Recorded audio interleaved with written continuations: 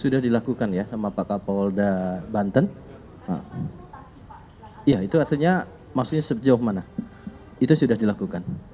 Sudah dilakukan oleh Kapolda Banten dan Kabid Humas Polda Banten sudah menyampaikan terkait dengan pemutasian Pak Kapolsek dan beserta anggota.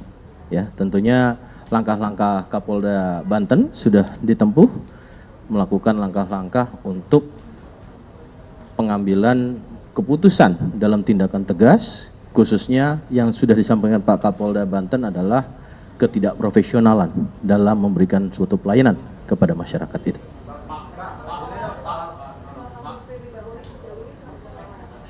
Nanti kita koordinasikan sama Polda Metro ya untuk update itu. Silakan.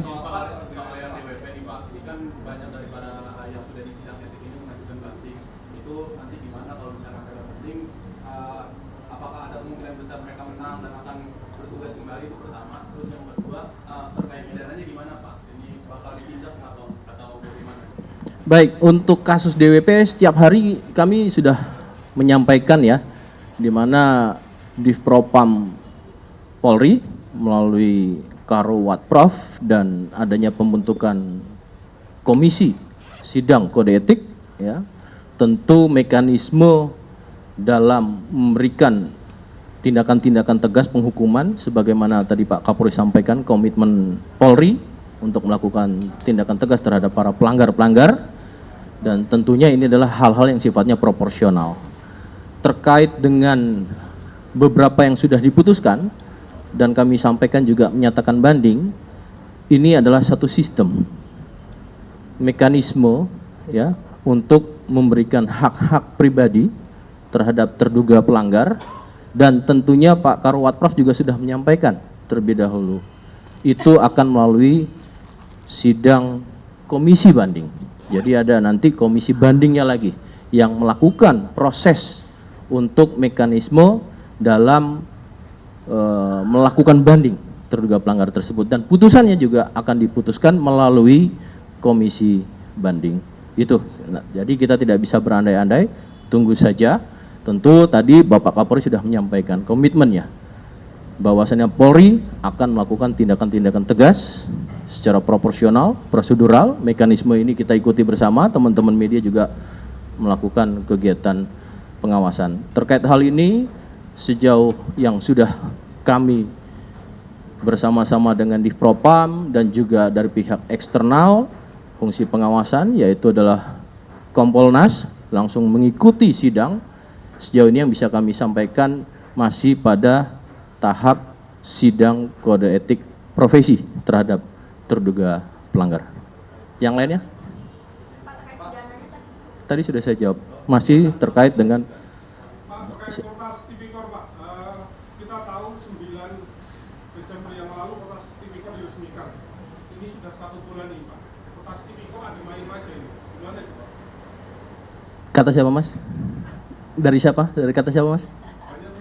Enggak, dari kata siapa, Mas?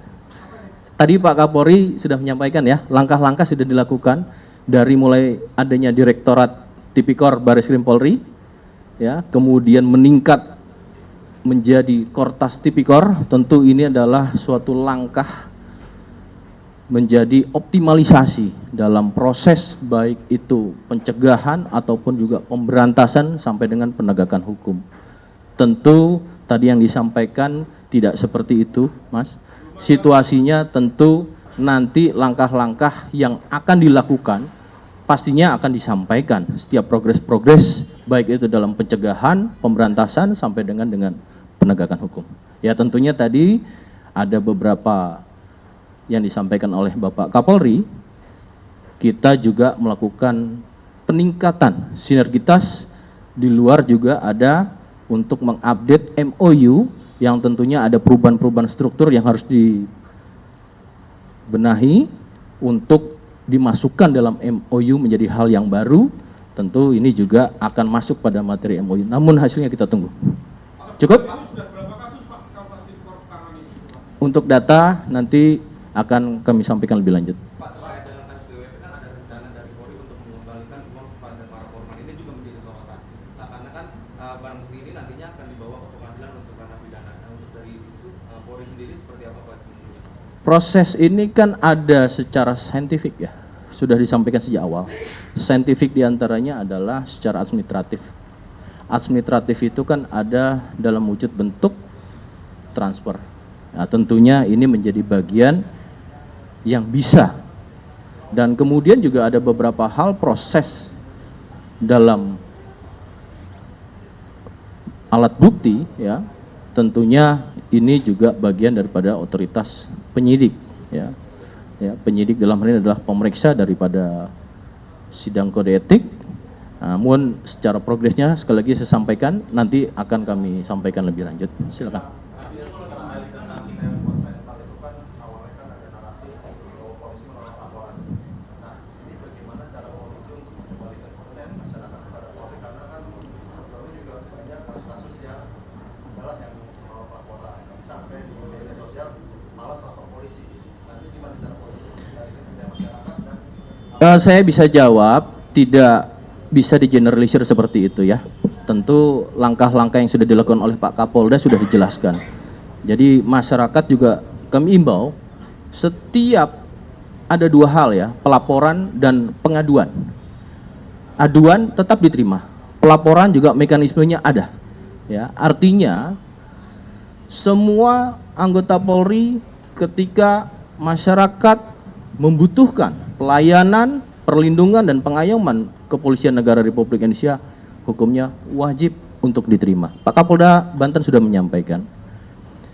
Secara mekanisme dalam perkuatan tingkat Polsek memiliki kemampuan dalam kuantitas maupun kualitas tentu bisa di backup atau meminta bantuan di tingkat satu atasnya, yaitu Polres. Demikiannya juga Polres bisa minta perkuatan sampai dengan ke Polda dan begitu selanjutnya sampai dengan Mabes Polri.